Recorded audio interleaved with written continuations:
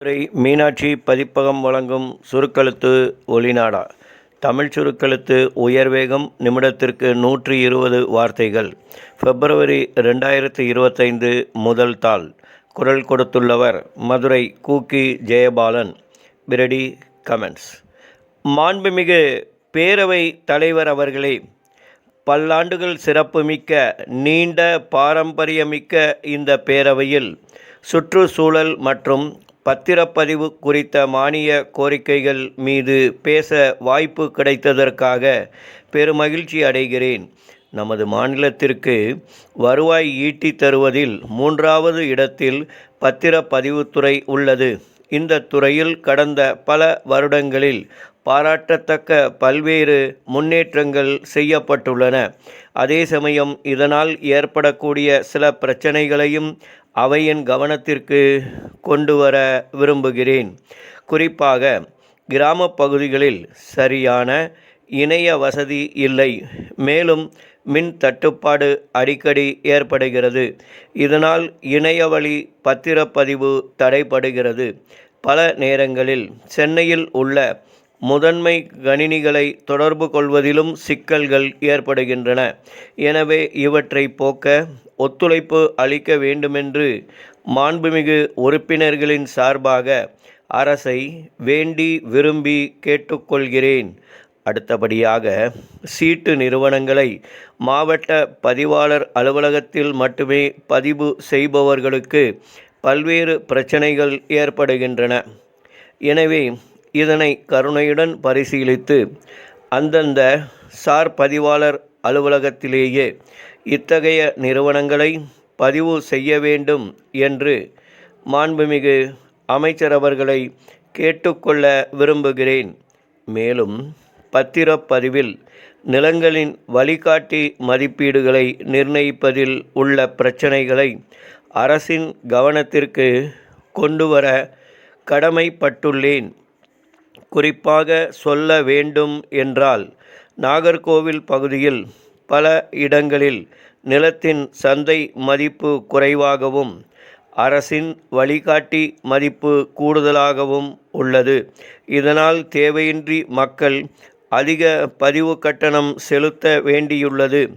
அதேபோல சிலர் தங்கள் நிலங்களை வங்கிகளில் அடமானம் வைத்து கடன் பெறும்போது நிலத்தின் மதிப்பை செயற்கையாக உயர்த்தி பத்திரப்பதிவு செய்கிறார்கள்.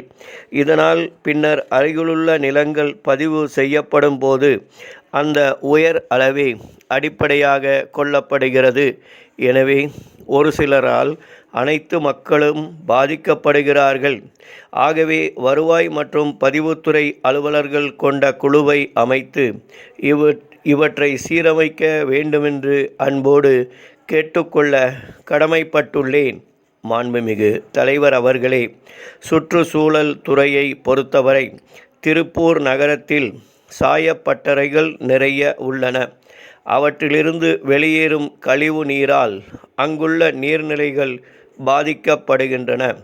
எனவே அப்பகுதிகளில் பொது சுத்திகரிப்பு நிலையம் அமைக்க ஆவண செய்ய வேண்டுமென்று இந்த மன்றத்தின் வாயிலாக கோரிக்கை வைக்க கடமைப்பட்டுள்ளேன்.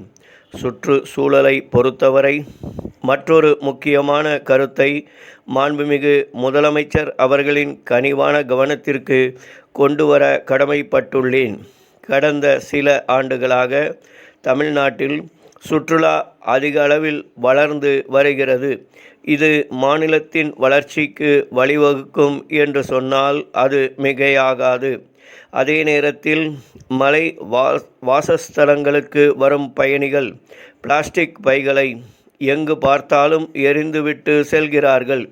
இதனால் அங்குள்ள கால்நடைகளும் வன விலங்குகளும் பாதிக்கப்படுகின்றன. எனவே இத்தகைய மலைப்பகுதிகள் உள்ள மாவட்டங்களில் மட்டுமாவது பிளாஸ்டிக் பைகளை முற்றிலுமாக தடை செய்ய வேண்டுமென்று கேட்டுக்கொள்ள ஆசைப்படுகிறேன். அதேபோன்று மலைப்பகுதிகளில் நீர்ப்பாசன திட்டங்களை மேற்கொண்ட பிறகு அங்கேயே விட்டு செல்லப்படும் கம்பிகள் உள்ளிட்ட கட்டுமான பொருட்களால் வன விலங்குகள் பாதிப்பு அடைகின்றன. எனவே இது குறித்து அரசு ஆலோசனை செய்ய வேண்டுமென்று குறிப்பிட்டு சொல்ல விரும்புகிறேன். மாண்புமிகு பேரவைத் தலைவர் அவர்களே, பருவநிலை மாற்றங்களால் ஏற்படும் வெப்பத்தை குறைக்க மரங்களை நடுவதற்கு நடவடிக்கை மேற்கொள்ள வேண்டுமென கேட்டு பேச வாய்ப்பளித்தமைக்கு நன்றி கூறி உரையை முடிக்கின்றேன். ஸ்டாப்.